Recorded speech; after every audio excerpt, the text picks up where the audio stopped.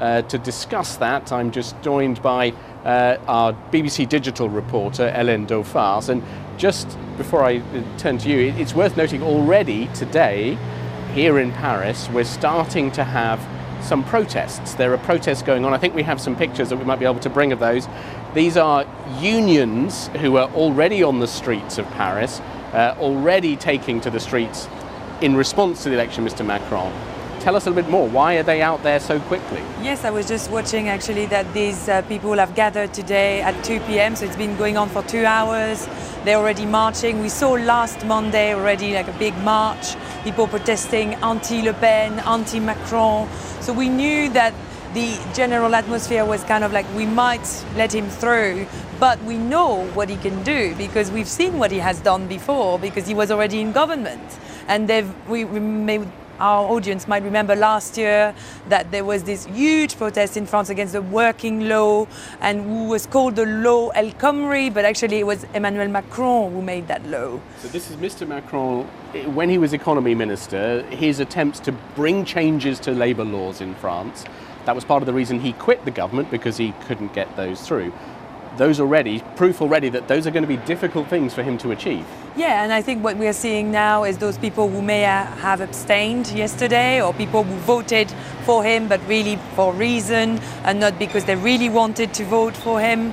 And they are now kind of pointing at him, well, look, here we are. You might be our president, but now you have a lot of work to do and we don't agree with what you've done already. So now it's going to be the difficult thing for him to create a government that has a majority. Yeah. I mean, last night, while some of us were at the Macron celebrations, you were out at a different place in Paris where there was another demonstration already last night as well.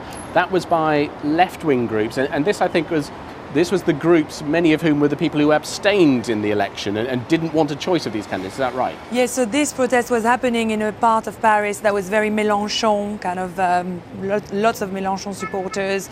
So apparently it's a group of anti-capitalist, anti-fascist who started this protest and this march, and then they were literally locked down by the police, who was really, really heavily present. It was nearly incredible the amount of police that was around, and straight away they started spraying pepper spray and lacrimogene gas, and so they were really trying to contain this protest. But then today, now it's maybe showing that actually they are there as well. It's more organized today. But all of this, does this all sort of hint at some of the difficulties for Mr. Macron to come?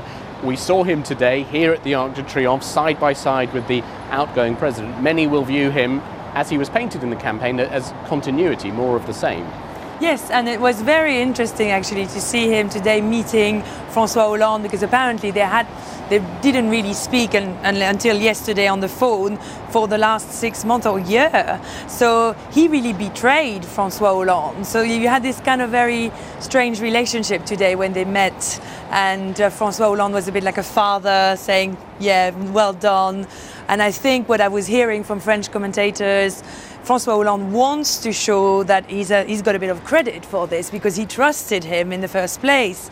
And also the problem with now Macron has to kind of keep his distance with François Hollande too, because he wants to do something different. Because of course that was his platform, that he was a new thing in French politics. And Daouphars, thank you very much for joining us. And what